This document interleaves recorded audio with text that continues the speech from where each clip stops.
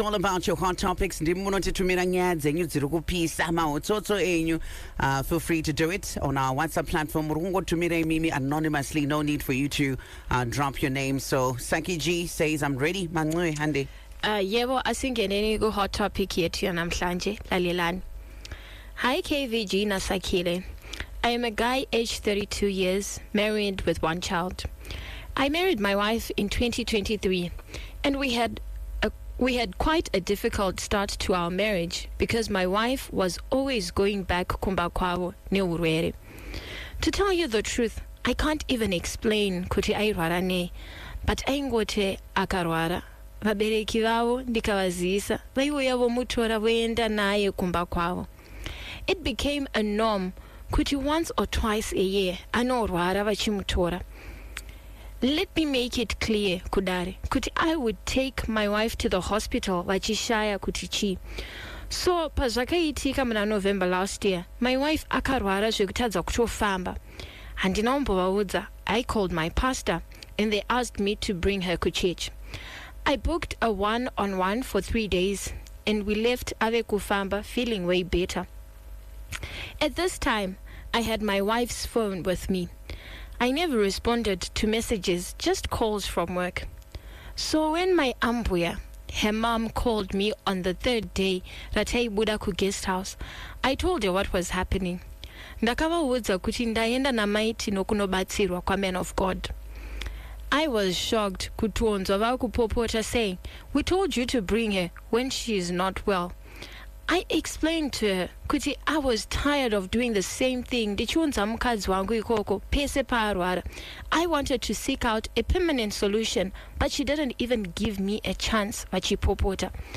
The next day, vana tete vemudzimai wangu vakauya vachida kundizivisa kuti ndine mhosva yandaapara kusazivisa the parents about urwere hwemwana. I relayed the message to my sekuru and they said hakuna zvakadaro, but they keep insisting kuti tivarape. So kudare pane pakatadzwa here, zvinofambiswa sei? Because as much as I respect my in-laws, I believe there's something happening nemwana wavo that I don't know. Please help me. Here in hot topic yetu yanamhlanje. Well, thank you so much, Manwe. That's our hot topic for today, Vedari. And ndinofanira. So you can connect with us on 0772 162 651. Want more of the world's best entertainment to kickstart your year? It's all good. Well, DSTV's got you. I got it.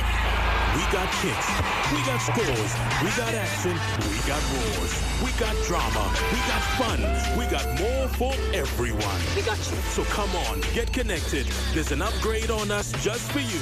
My specialty. More channels, more shows, more joy for you and the fam every day. DSTV, we got you all the way.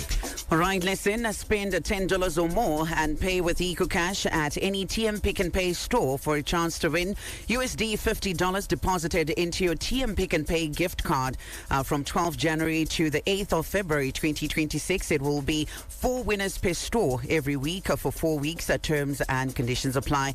Also excited about this one. We're talking about the Buffalo Brewing Company with Nyati Big Buru. Now, attention, this is your final call. Only 30 days left to win in the Nyati Big Buru birthday bonanza. I'm talking about kettle, solar systems. We also have your cell phones, your TVs. We have your plenty of Nyati beer still up for grabs, but time is running out. Don't miss out. Buy your Nyati regular or Nyati baobab with the yellow cap. You twist it, you check inside and celebrate big with your bururus. Now, Nyati Big Buru birthday bonanza, last chance to win. Terms and conditions apply. Well, our hot topic for today is powered by our friends from Inbox. At Inbox, we say hashtag the future of money. And for you to be part of the Inbox family, you just need to dial *569# or download the Inbox application from the Google Play Store or Apple Store. Now you can send and receive money from abroad anywhere, anytime with Inbox. Exciting news. Now you can send money to South Africa, Zambia, United Kingdom, Tanzania, Malawi, Botswana, China, Lesotho and Mozambique at a 7% charge, including your IMTT. Now to send money abroad, you just follow the easy steps. You download download the Inbox mobile application, log into your Inbox application, you select payments, that is remittances, and you follow the step-by-step instructions to complete your transfer, and you are good to go. Now back to our hot topic, mainzwa aina kumira mushe kai. Tanzo mkwasho yedu isusu arudonza aripe nokuti akatora mudzimai akanomurapisa asina kuudza ma-in-laws ake. Ari kutaura kuti makore apfuura ese anga achiti mudzimai akarwara vanongoti tanzwa shoko tiri kuuya kuzomutora achirapwa achinoporera kumba kwavo dzoswa mumba. Panofambiswa sei apa? Pane muripo unodiwa here? Chivanhu chipi ichi? Tsika ipi? Star FM, hello? Hi, maswera sei? What topic? Zvinofamba sei? It's complicated KVG because one of the apparently are so going to see some food in Kodajano Varani. And at the same time, also now was go conclude out to have the other shanty spot, Mitch Quambo or anything, but happening KVG. And also, are not to the Rampana Kuripa food. That as I wonder, through this that in Nangu, Skused Kwangua, I feel like this guy. Anguri Murima from the beginning. Saka Makura Anguri Murima foot. Anguri because a number of ambulance, but I know most of it. But for the relations and Anguri Pai.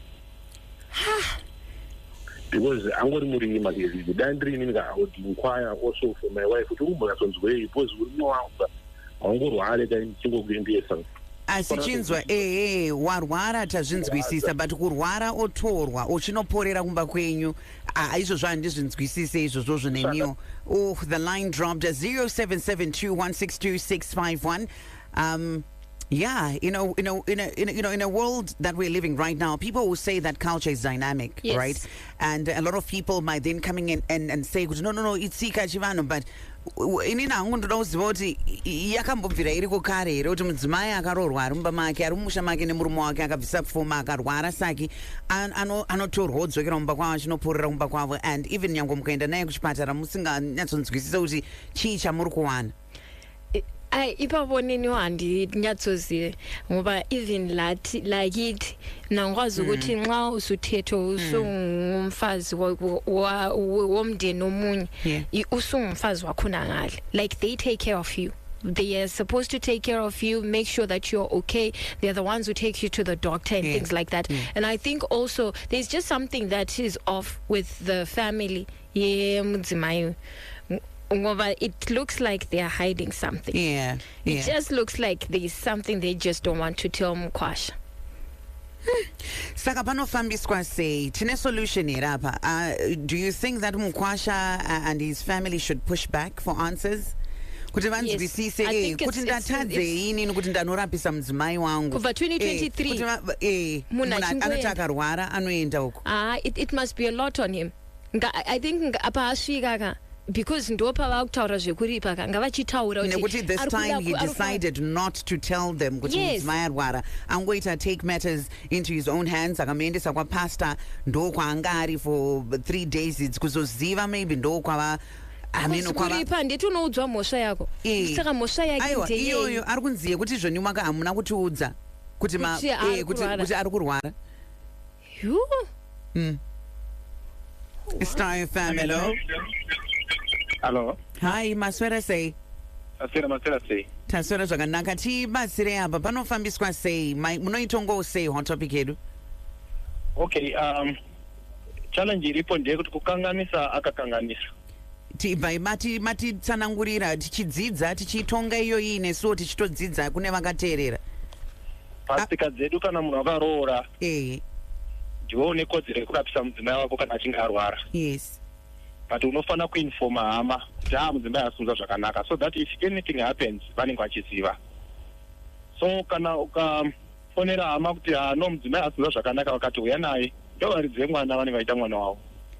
Ndizvo here baba kuti anotorerwa mudzimai achinoporera kumba kwavo kwaakaberekerwa, asi inini semurume akabvisa pfuma ndikati mudzimai wangu handikwanise kunge ndichirapisa mudzimai wangu ari mumusha mangu inini. Like I said, murume ane kodzero yekurapisa mudzimai wake. Ndo basa remurume kana mudzimai arwara murume anofana kurapisa mudzimai wake. Asi Yes. Asi apa. Paanonorapisa anofana kuva informa kuti mudzimai haasonzwa zvakanaka. I think panongori nechallenge ndopekuzoti vanenge vachiti mwana wacho ngaauye timurapise isusu zvinogona kureva pane chimwe chivanhu kana dzimwe shona dzavanenge vachita pamwana dzaanenge asingazivi. Thank you so much for that. So he says kuti mhosva iripo yokuti haana kutaura kuti mudzimai ari kurwara.